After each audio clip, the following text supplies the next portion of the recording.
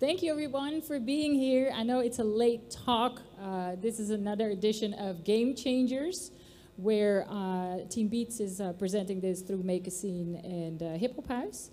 And we're talking to, I'm talking to a producer who will let us know her top 10 of producers who have influenced her the most and who, in her opinion, have influenced music. And she's going to share some tips and tricks and whatever anecdotes I can get out of her. So please welcome Ms. Karen Nyame, aka KG. Thank you. I'm so happy to be here. Yes, I'm happy you made it. Same. So I was just telling her, she has a bio that's crazy, even though she's just up and coming. Well, actually, you're already up. It's such a long bio, and you know, I've studied it, and I know that you've done a lot. You're doing, you know, the production, but you also did your own vocals. I was kind of surprised to realize that. And then you do radio. You've been featured in a lot of magazines. Oh, yes. I mean, you travel the world. Traveled the world. You just had a world trip over here.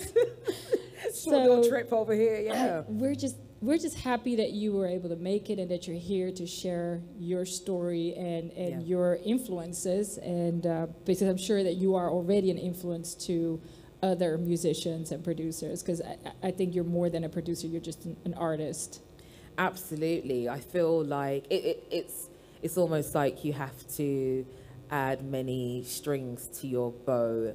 Even as a woman, I feel like it's one of those things that are expected of us to kind of work twice or thrice as hard to be seen. Right. So hence why the bio is so long.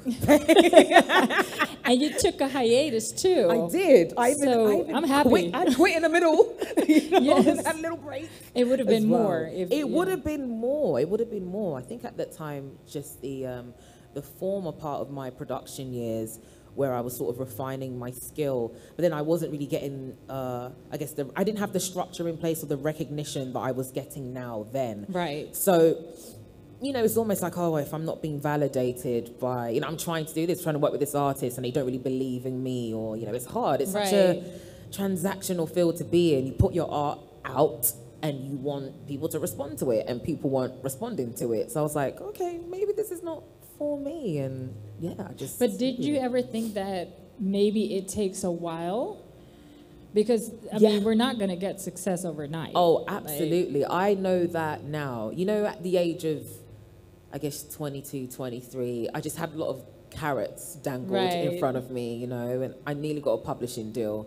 And I think that was like the straw that broke the camel's back, because they knew that the talent was there. It's just, you know, I didn't have the, I guess in those, probably the last 10 years or so, with major labels or labels in general kind of expect the artist to be halfway there already. And I think they didn't see that yet. So I was like, oh, you know, I'm getting there, I'm getting getting close.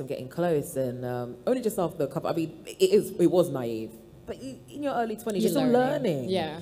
You're still developing. So after that falling through, I just took that as a sign as, okay, maybe this is not destiny. But oh, it is. Oh, it is. Ta-da! Plot twist. It's a plot twist. Really? She came back. I came back with vengeance. And stronger. And stronger. And I bet that you've learned that this is what you need to do, because you can't escape your passion. Yes. I mean, I threw the towel in so many times with what I do, and then calls you pick back. it up. It calls you back. I feel like you can't escape your purpose or your calling in this lifetime. Sorry to be so philosophical, but it really is that. I was willfully ignorant in terms of, I'm not going to do music, I just do it for fun. People kind of like, oh, okay, you know, you should jump. I was like, no, you know, I just got to get this marketing job, my 9 to 5, I'm happy, everyone leave me alone. But yeah, you know, it just took one underground label to unearth some gems of mine, and that was it. The ball was just rolling. So now we're sitting here because your ball was rolling really fast. Exactly. It is rolling really fast. Oh, the speed of light right now. Right. And so we're going to get into the top producers that you picked, your list, because we have to run through this list, really. Oh, yeah, we do, yeah. Yeah, so this is a little introduction. I mean, you started at a young age.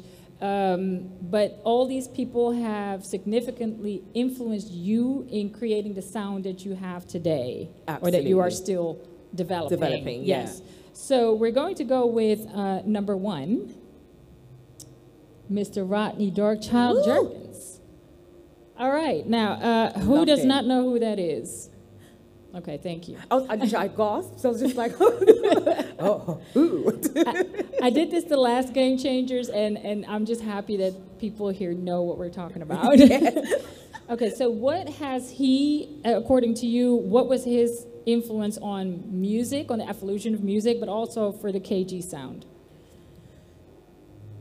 I mean, nothing, for me, even with sort of like the Afro polyrhythms that I produced, I tap in a lot to like the early 90s R&B sound, and Rodney, I believe, is like a firm pillar of that era. I mean, he still is, you know, it's very much into, you know, as an artist, Brandy, for example, that, you know, he had that sort of Aaliyah and Timbaland type divine connection to musically. And one thing that I absolutely loved about Rodney is his ability to sort of shape shift. You know, he would have like a 2-step garage UK influenced track, but it was solely R&B, and have these layers of harmonies and all these types of things. So it was like he was kind of like the staple for creating sound in that way, and then working with vocalists that then would add another layer of you know, layer of melodies as well, and him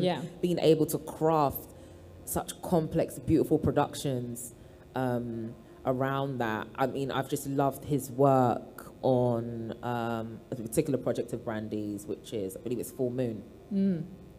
And that album to me was just absolutely just futuristic R&B, even in that time, that it can still rock now as well. So a lot of those, you know, because I've been told, you know, Kay, strip your music back a little bit to give room for the vocalist type thing. And I'm just like, I don't really have to, because Rodney doesn't do that. You know, you know, he's stacked his own. Yeah, it's my music, it's my identity. But I love the fact that whether he's got vocals on those tracks or not, the production is still so layered and so rich. So that's what you use in your sounds as well. Absolutely, yeah. Like I just hate naked sounding beats. Unless it's a cappella. I mean, unless it's a cappella, then we could do that. No, I do hear that. I do hear that you have very, very rich sounds. It fills the room. Full, just immersed in that, and just his ability to, because he's a multi-instrumentalist as well, and so it's just that mind of, you've got chords of this, and then you go and add in a string section, and you've got a crazy bass line underneath it. Everything's doing different things at the same time, but together it just sounds so like amazing and lush. So, all right. Well, we're going to the next one. I mean, I'm sure you can talk like minutes about everybody. I mean, how long have you got? Because I could go on. You know, I told you I'm going to just go into the next one. Timbaland. Okay, also a person that we probably all know, a producer. Love him. You were just talking about him. The relationship. Yes, with him, exactly. So Timbaland, we all know what he's done, basically giving a hip hop sound to R&B, and he had his whole era where everything you heard on TV or on radio was just a Timbaland sound. Oh yeah. What did he do for you? What sounds or what skills from him that you did you try to make your own as well? I think Timbaland, before I guess the Neptunes came into, because I mean Pharrell was still active even at the time of the 90s. He was like working with like SWV, and I think he did some bits for MJ and all these types of things. But prior to that, I guess that era of like the Pharrell sound, Timbaland, I felt it was very just integral in providing this new dimensional wave of hip hop and R&B. And one particular thing that I drew from him is just his ability to compile these really rhythmic sounding drum patterns. And that's where we get to the KG sound. Yes, absolutely. Like, it is Timbaland, 100%. It is crazy because I'm in the house realm, that, you know, a lot of his hip hop and R&B stuff is like I draw from that. You know, he's got congos and bongos in an R&B record, and he's got babies crying in the background. Yeah. It's crazy, you know, like even his own ability to use his own voice as an instrument. And a lot of those things I've taken, you know, I've taken some bites of that as well. So I've been so inspired by that new presentation of what's already there, you know, and just his sound being so distinguished. Yeah. And it's like every time, you know, there was a moment where he had a bit of like a Bhangra spin on his R&B. It was like it's sort of like an Asian influence. Yeah. And then he went full on sort of rave with all these rave simps. The Future Soul album, I think, for Justin Timberlake. Is it Future Sex Sounds? I can't remember that album, but literally meshing dance sort of sounds and patches to R&B beats. Again, Timberland sort of spurred that on. So I'm like, he's such a forward thinker. And you can still hear that it's a Timberland you production. Can still hear his identity. It's that's crazy. something that I'm not a producer of any kind.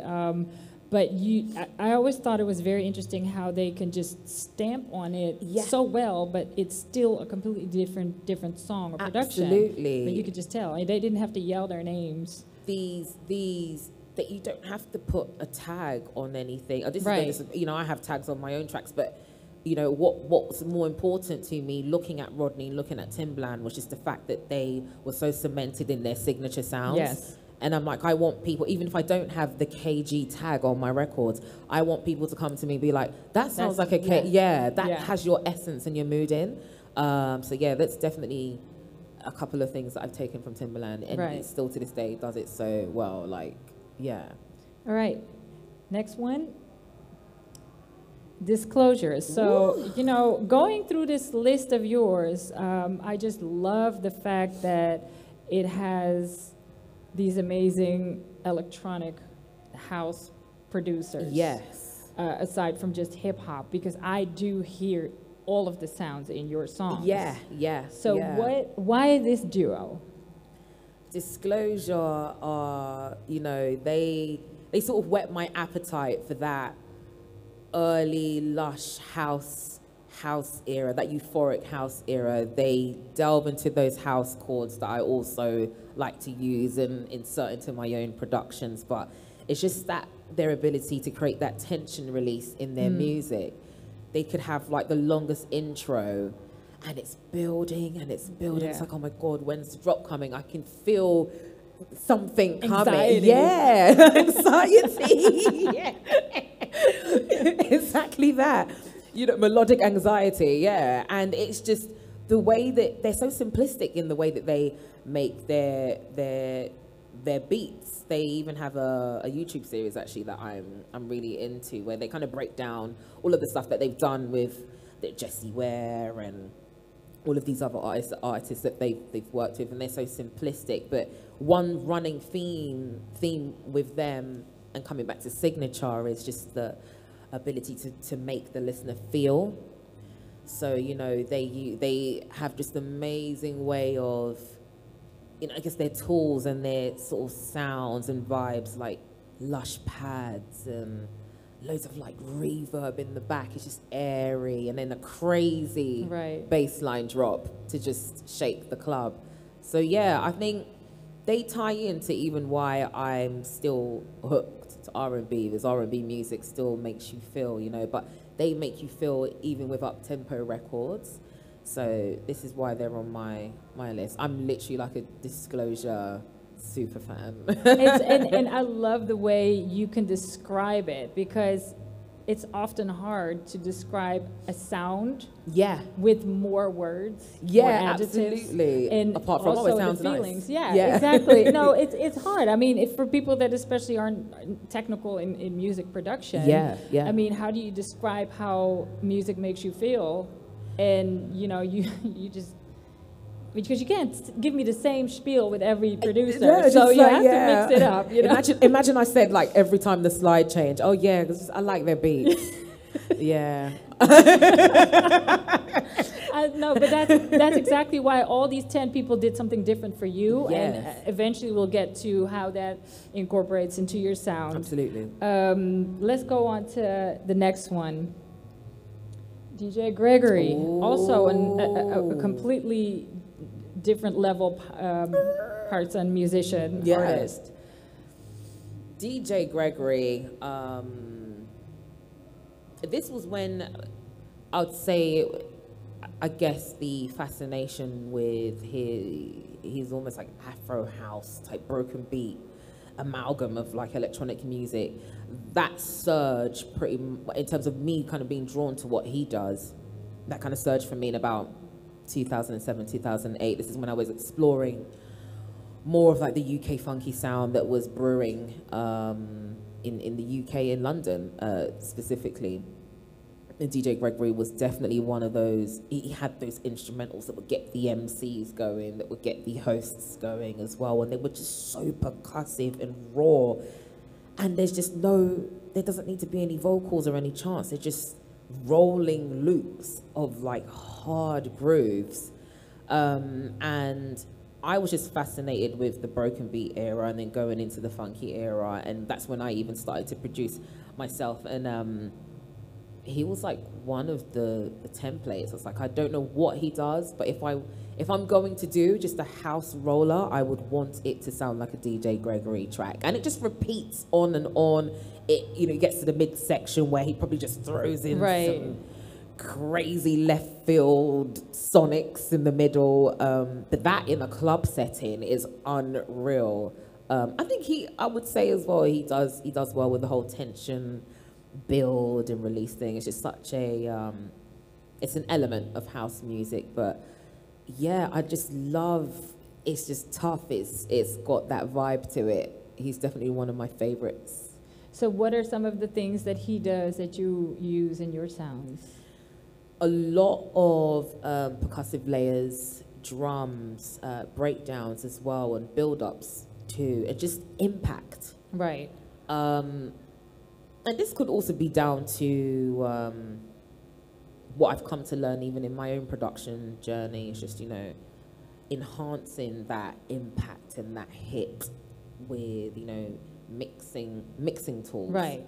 As well. And, obviously using the correct sounds. But do you experiment with that in the club? Like, yes. Do you see the response of the audience if you do something different, or until you get your sound right with the right response from the people? Yeah, absolutely. Like, even for me, if I have like a makeshift mixing template of my own songs, like a reference before I go to my engineer, and I'm like, okay, well, here's my track and my mixed version.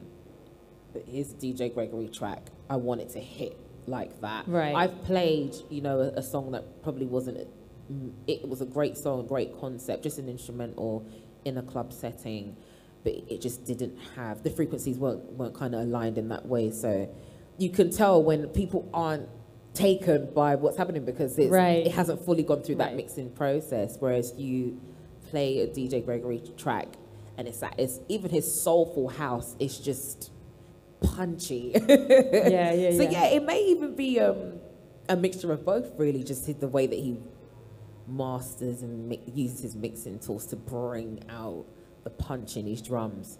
I think that's what I'm drawn to when it comes to DJ Gregory.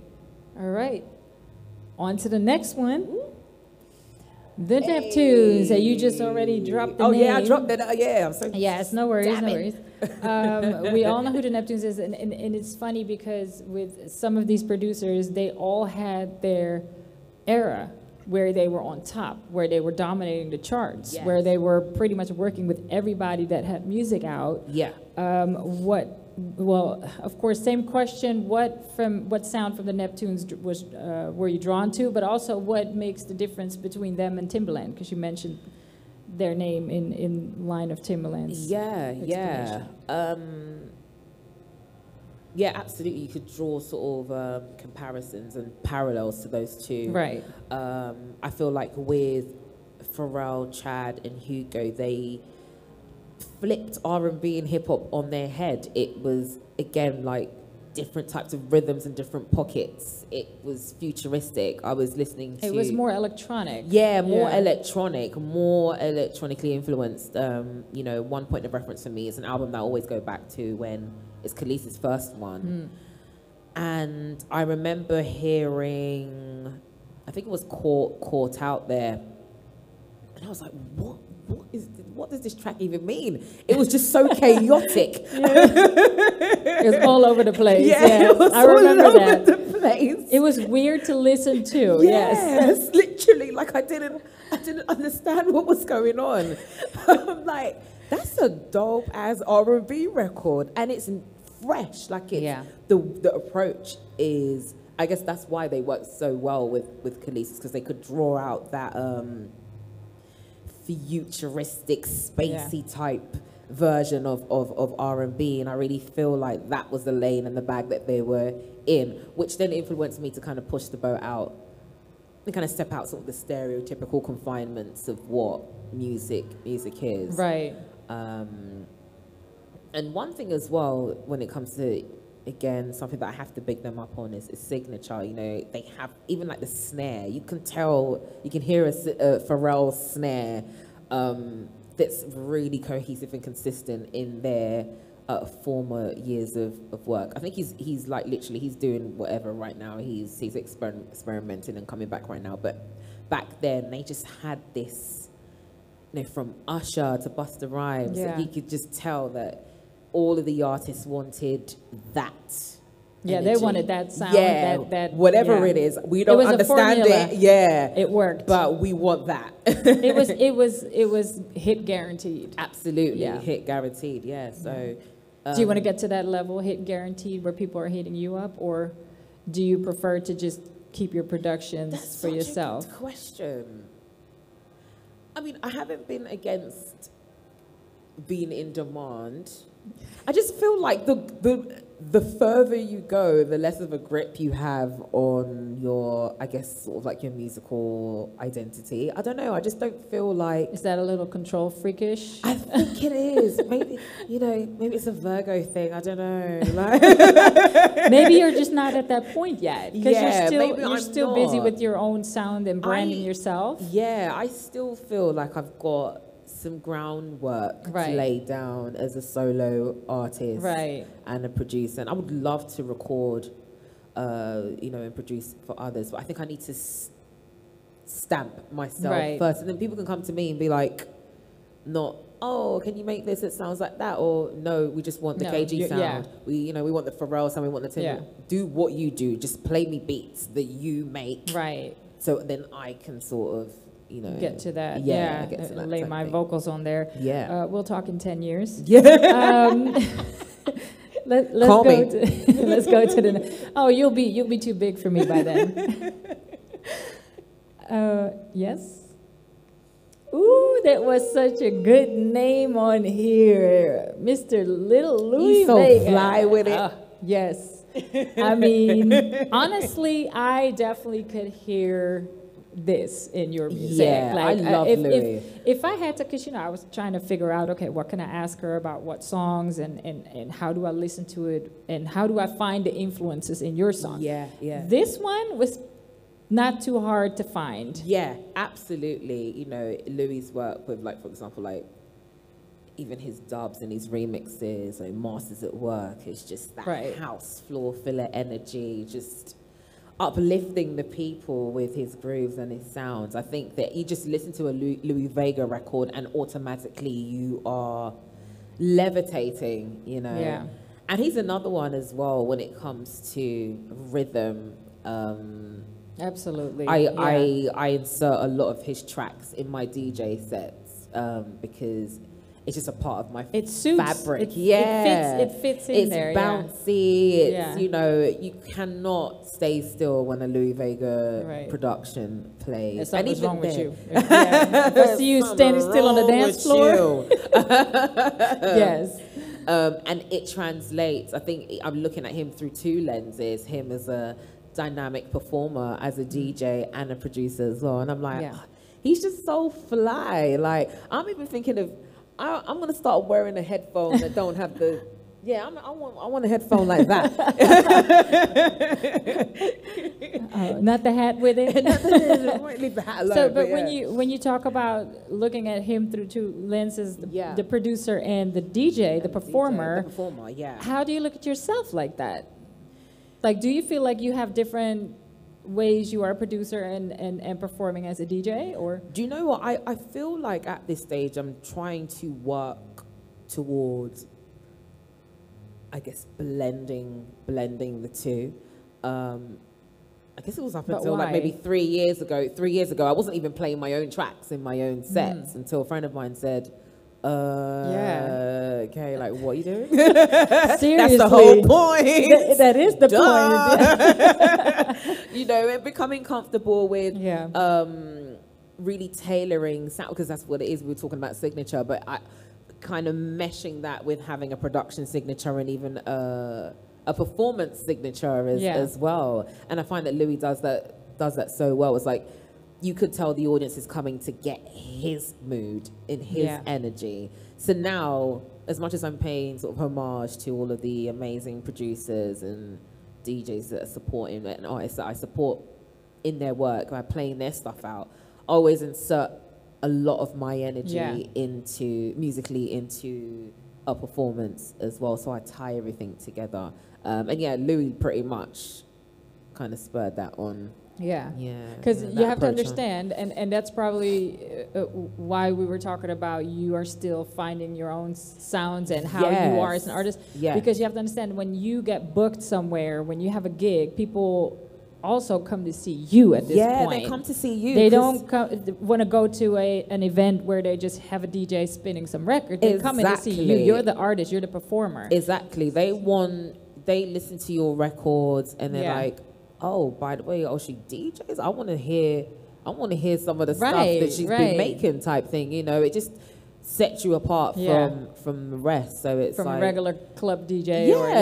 Because everyone pretty much could play the same songs. What would make you different? You know, so I feel like Louis, amongst many others, really do that well. It's just a seamless tie-in with all facets of his like creative being. So I'm trying to get to that.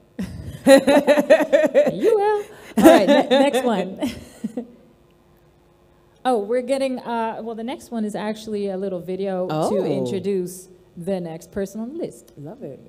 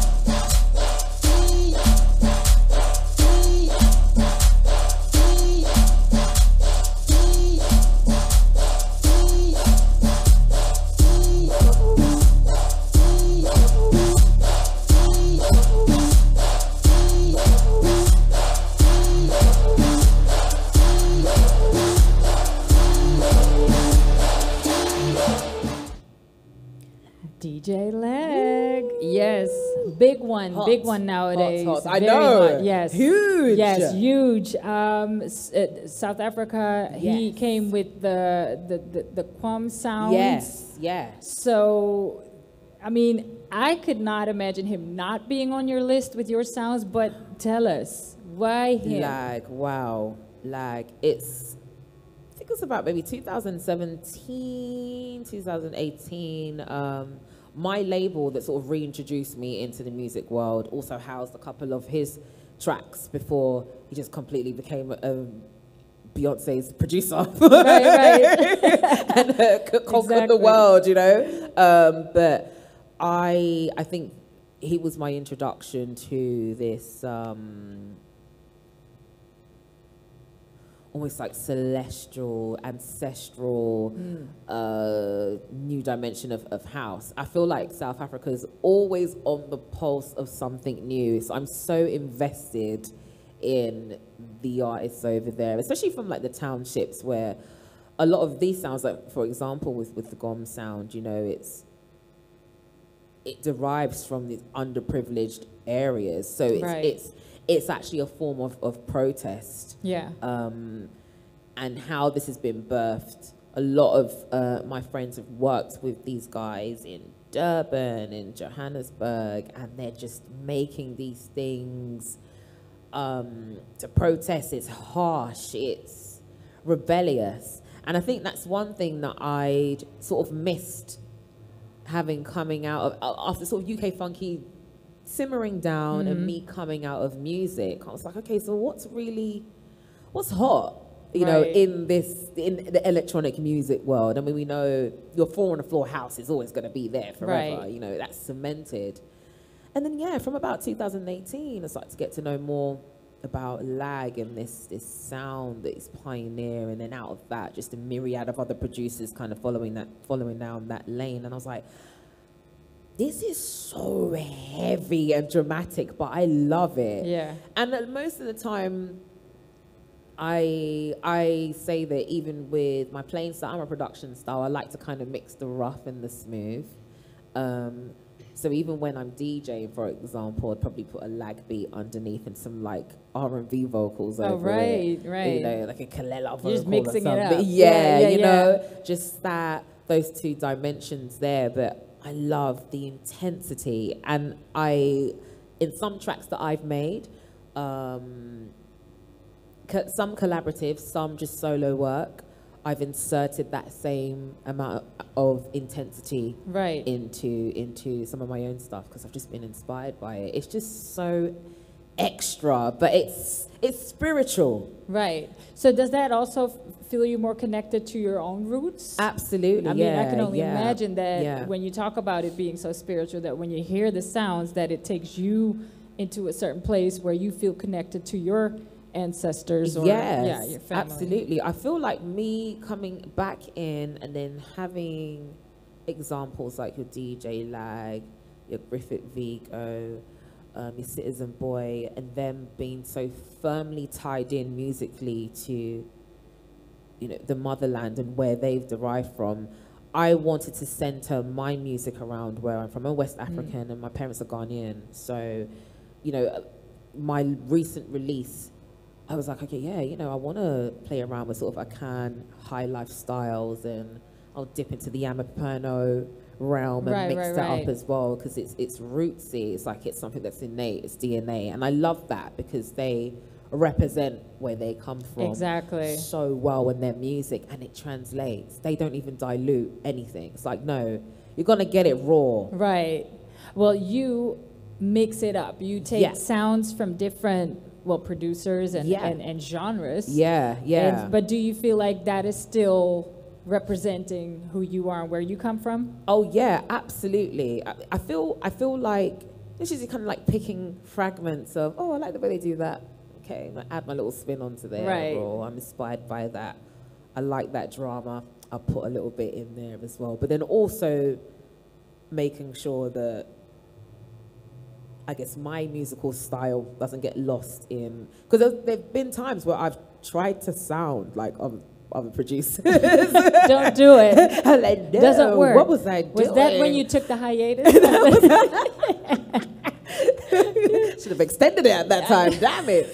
Yeah. You know, just copying and I guess not really understanding myself fully and how I wanted to express myself. And now that I do that, it's so nice having others come and tell you, that's so you. You know? Well, if you don't know who you are, you don't know how to express yourself. So you have to find out who you are first. I needed that moment to kind of look, to look inward and kind of see that and then project through my art form. So yeah. And it's something that a lot of artists, when they start, whether you're a singer or a producer or a DJ, you don't want to imitate somebody. You don't want to get on the trendy train you have to, if you want to express something about you, you want people to recognize that. Absolutely. And you don't know that if you can't do that if you don't know who you are yet. Yeah, exactly. Otherwise, people are going to shape you into what they want. Right, Yeah, right, yeah. exactly. And that's never going to last. That's not going to last. No, Absolutely, that's going to be maybe a one hit. Yeah. But maybe if you're lucky. Yeah, if you're lucky. If you're lucky. Let's go into the next one. I am nobody. Yes. Yes. It was It's it made dope. sense, but also I felt, oh, okay. Yeah, curveball. You know, Yeah. pretty much, yeah. Especially in the order that you sent the list. I was Yeah. like, okay, because I know you probably thought about that as well. Yeah, yeah. So explain. I am nobody. I think there was just one point, I can't actually remember one point in time where the soul lection era or period was just starting to surge and bubble over. And again, all of these producers, whether they were from Amsterdam or New York or LA, were coming up with this really soulful play. You know, future R&B. We started hearing these terms like future alternative R&B, future R&B, future house. And there were a couple of names that I stumbled across that I became automatically obsessed with. I was like, if I'm going to start getting back into music, I need to be making stuff like this. You know, Kate Trinada's one of them. I Am Nobody is another one of them. Snake Hips as well. Oh, yeah. Gerard Van Dal. So many. So was it hard to put a list together? Because you're mentioning some that are on the list, but yeah, you could only pick 10. You can't give us 100. I could easily give you 500 I'm sure, right now. I'm sure. Yeah. But from that era, I Am Nobody, I really just liked the approach to the. He also has that intensity as well, but there's a sensuality. I was about to say it's a different type. Yeah, it's a different type of, in comparison to your lag, where it's fire and brimstone and earthquake. This is more relaxed, but it's still exciting. It still hits, but it still bounces, but it's smooth. You know, smooth. That's the word. Yeah. And I love that. You know what? To be honest, it's a bit of a curveball, but that sensuality aspect of my music, I would say I did pull from that soul lection surge, and I Am Nobody is definitely one of those producers that you know, and I've studied. I do hear that more in your second EP. Yes, and that was intentional. But we'll get into that in a little bit. Yes, I do. I definitely hear it. I definitely hear it. I did my homework too. Yes. Let's go into the next one. Well, you just mentioned him. Gosh. Kate Trinada. I mean, the man. You can't not hear him anymore in the clubs or anywhere. So I absolutely love his music. I love Kate Trinada. So so we've had 8 already? Yes. What about him? Through them. Don't give us the same. Well, it's the build up and no. What about Kate Trinada? Kate Trinada, his mashups, his flips of the old school stuff that I haven't heard before. You'd never expect a traditional remix or refix from a Kate Trinada. Also, his mixing style or mixing preferences that provide that knock in his drums. That is what I'd say drew me to his catalogue and his body of work. Before Kate Trinada was even Kate Tra on that level, I was just listening back to back to I Am Nobody tracks on SoundCloud, Kate Trinada tracks on SoundCloud. Who's he remixed now? Is it Janet Jackson? Is it TJ Moses? I was bumping that BL Girl, TJ Moses remix on. I was like, I can't believe he's done this to this track. This is now a dance record. It is so fly. And the original's hot, but now this you one come is in. Hotter. Yeah. Yes, it's played out more. I think it's a big deal if you can remix a classic and stand in line with the original body of work. Or even no, sure. But yeah, that's a talent. That's a talent, and you know, I'd say from a remix front, Kaytranada, I like doing remix work myself, and who would you like to remix that you haven't like? Who's on the top of your bucket list? I really want to remix like some Rochelle Jordan stuff. I think Rochelle Jordan's like a dope. What is it? Tinashe. I speak it into existence. That's what I always do. So, I feel good about those two. Yeah, it's gonna happen. It's gonna happen. Listen, just give me a call when it happens. Say thank you, Faye. I'll cut you a little percentage for the manifestations. I have witnesses now. All right, let's go into the next one. Huh? Just one. Oh, this is the last one. Well, that's okay. No, because I have enough. I have enough. So we're going into the last one with a little intro as well.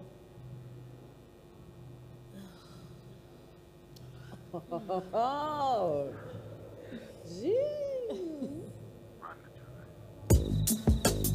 Me, I'm super fly, super duper fly, super duper fly. Me, I'm super fly, super duper fly, super duper fly. Mississippi putting it down, I'm the hottest round. I told y'all can't stop me now. Listen to me now, I'm lasting 20 rounds. And if you want me, then come on get me now. Is you with me now? Then biggie bounce. I know you dig the way I switch my style. Holla. Come on, is it worth it? Let me work it. I put my thing down, flip it and reverse it. It's your primitive, it's why I need. It's your primitive, it's why I need. If you got a big, let me search it to find out how hard I gotta work. Yeah, it's your primitive, it's why I need. It's your primitive, it's why I need. It's for my people, my party people. It's for my people, people. Come on, get down, get down. Come on, get down, down.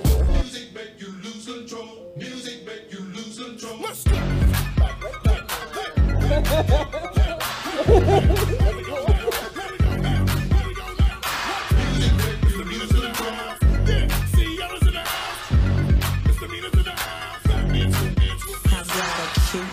Chubby waist, thick legs in shape, rump shaking both ways, make you do a double take. All right, Missy Elliott, I just want to thank Conchita for putting this together. Yeah, that was a wonderful collage. Yes, I thought so as well. That's a bit of work. Missy Elliott, so the reason why I wanted to take out a little more time for this one, obviously because this is your number one. Oh, yes. I don't think Missy got enough credits for what she's done, but she's amazing. Like everything that we just saw, this was like, she put her mark into music, into that same era we just discussed with, Timbaland and the Neptunes. But for some reason, Missy just gets forgotten. So what is Missy to you? What is the most influential thing that Missy did for you and personally, but also her music?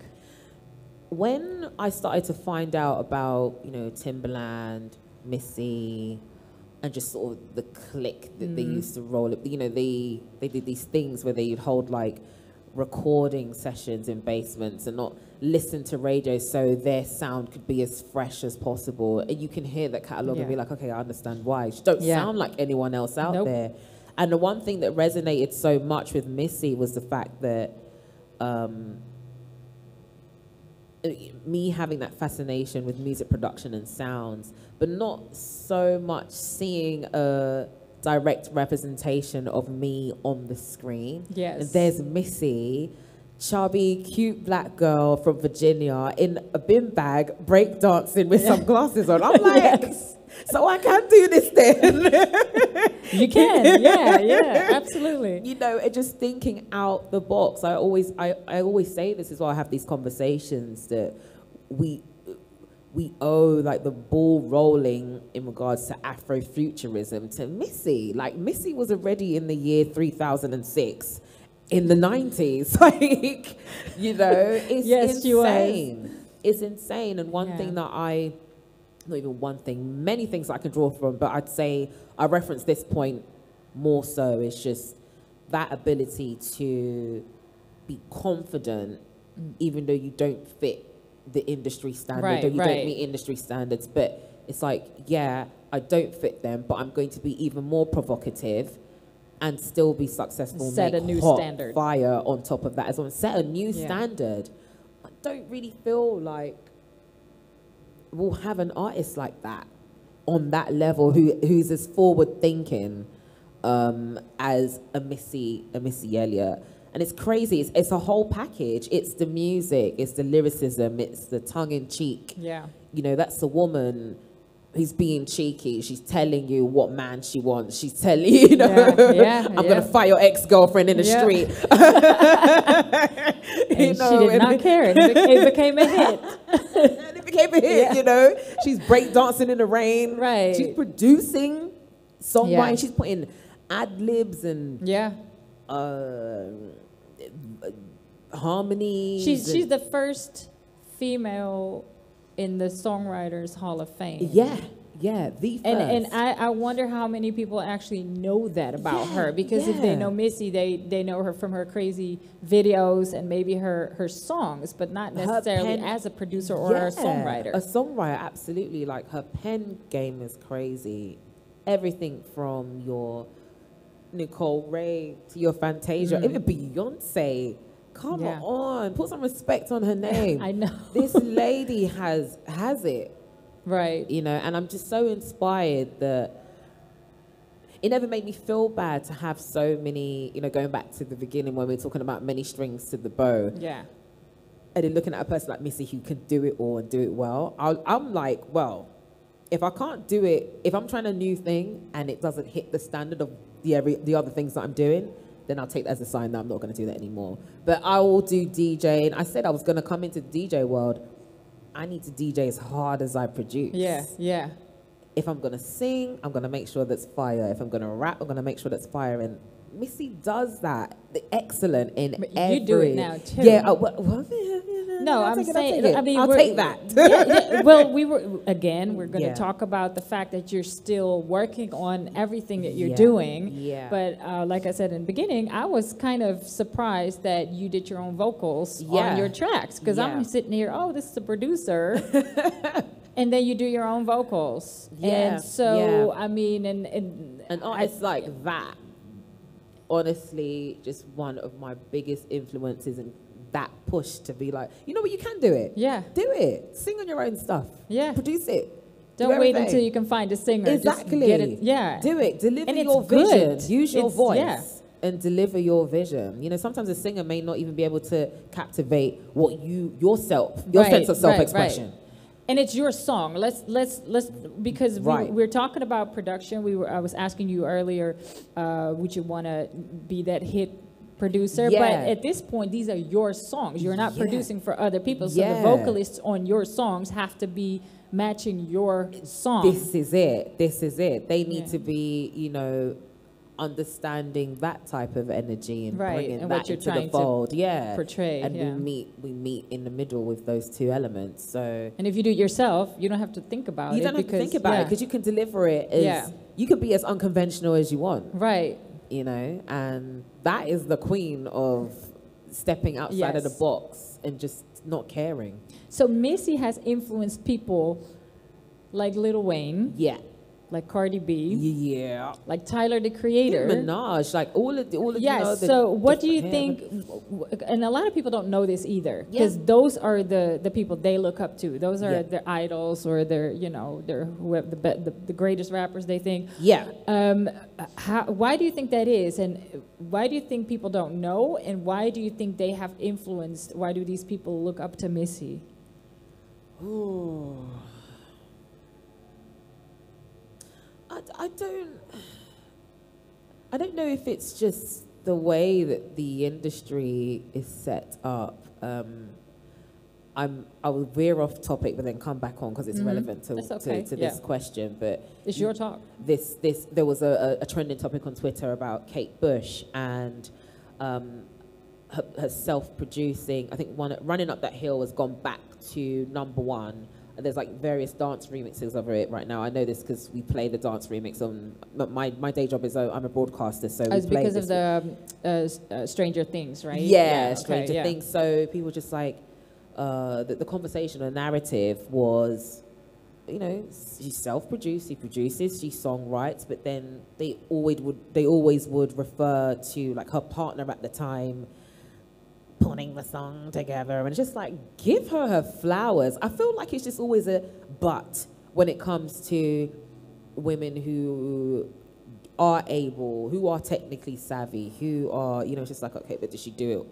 all by herself? So I feel like there's a bit of a stigma against kind of giving credits and credits and accolades, just acknowledging it. Yeah. You know, I've had men come to me and ask me, do I program my own drums? How do you respond to that? Do you know, I just leave them on red. I make sure they know that I've seen it. right. How can you know, it's just like, fair and fine. I know guys that have ghost producers as well. It's not necessarily a bad thing, but it's like, why would you just automatically assume that somebody's doing the work for me? Yeah.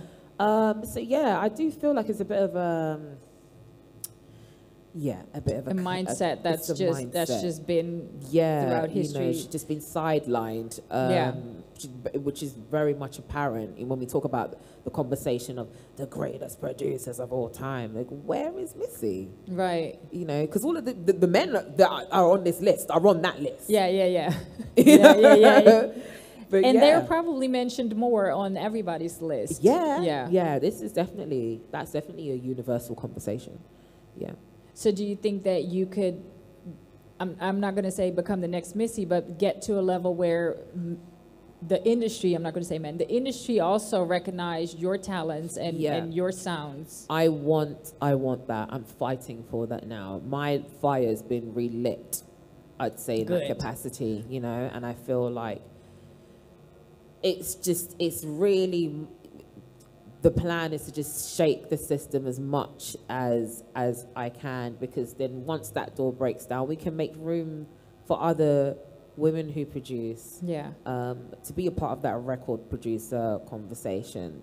That's what it is. Like, I'd love to see on a, I guess, major label album credits, you know, composed by this woman or written by outside of songwriting. But there's also a difference between just producing, you know, and creating your own sound, because that is what you did and are doing. That's more than just, oh, I'm going to produce a record and I'm going to sing on it to promote myself, and then maybe somebody wants to get my production, because you already said you don't know if you even, you're not there yet. But you're actually creating a sound composed of all these little elements that we just discussed, maybe from other people's sounds, but just like that signature, that stamp, that tag, you want to be that person that, okay, can hear this is a KG record.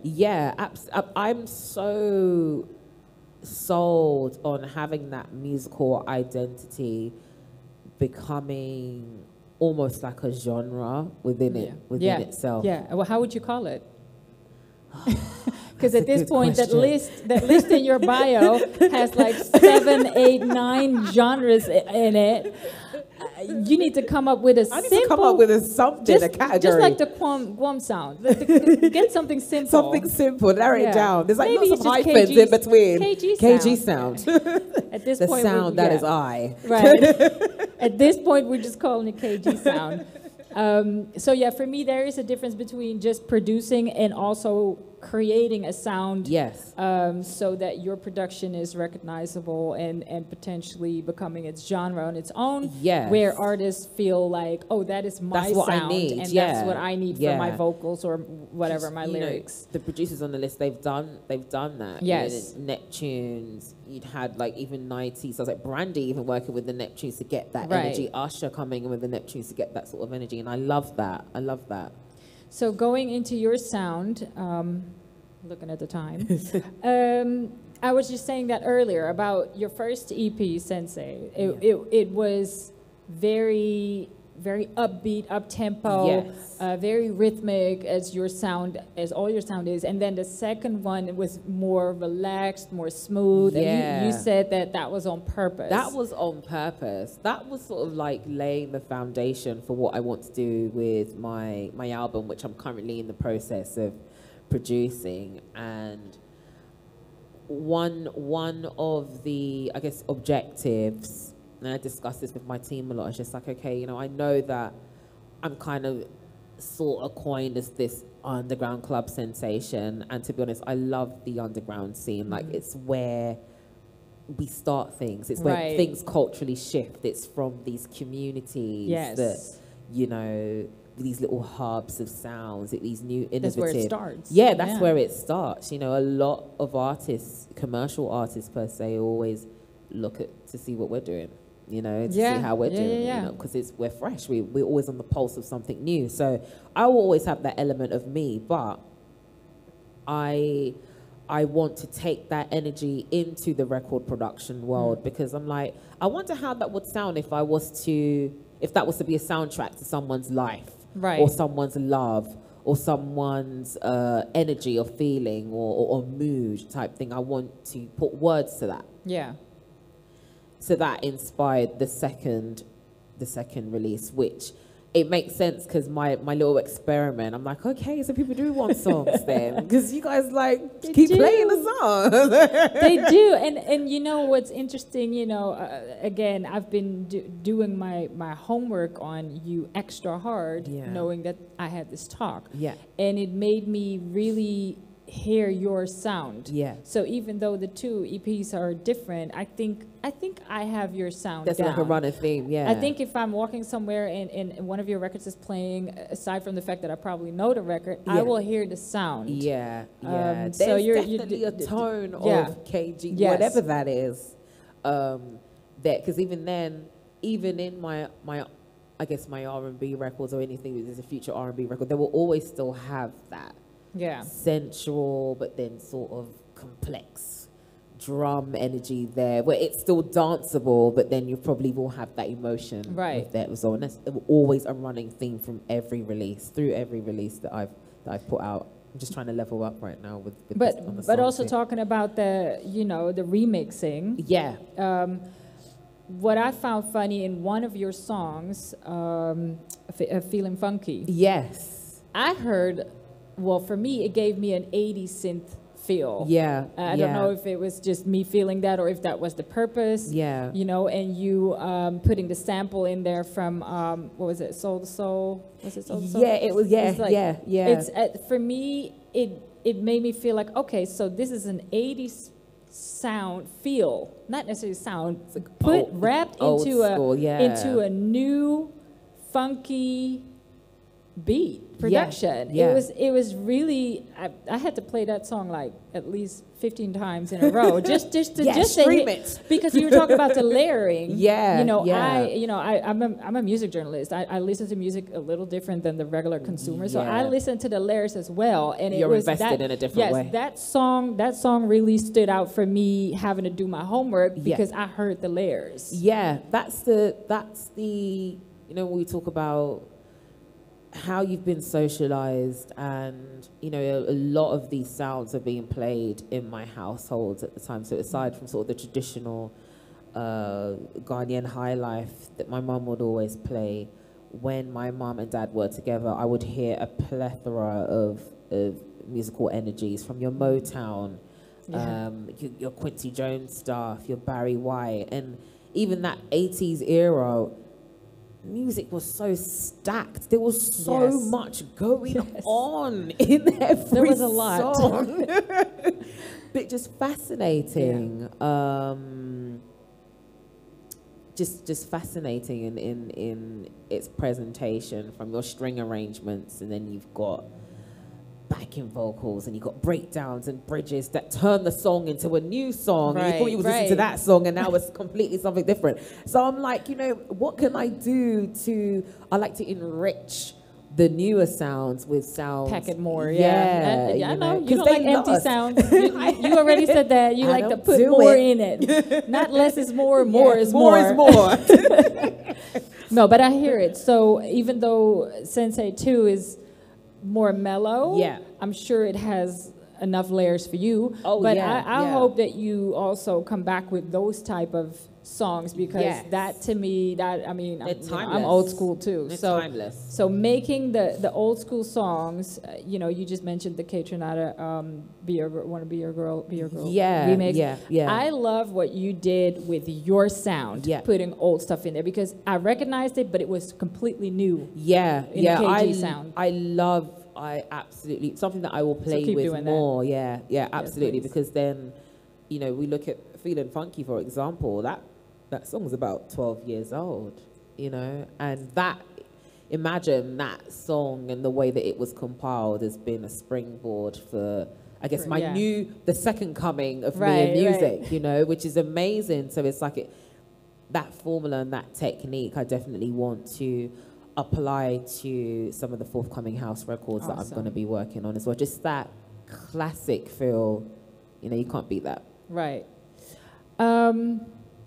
Getting close to the end of this talk, are there any questions? Any questions? Any questions? No questions? Everything Everyone's was so clear? chill. Everyone's chill. Yeah. I'm loving it. Go listen to her songs. Play them.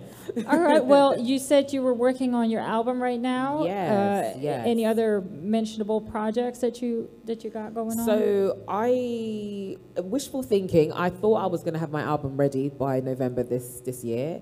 I was like, no, I feel like I need to live some more. I need to experience, you know, the core of life and pour in into it. It's my first one. That first album's got to be hot. Take your time. You know, yes. so I'm going to take my time with that. But I will have a single dropping this year. It's called Taboo.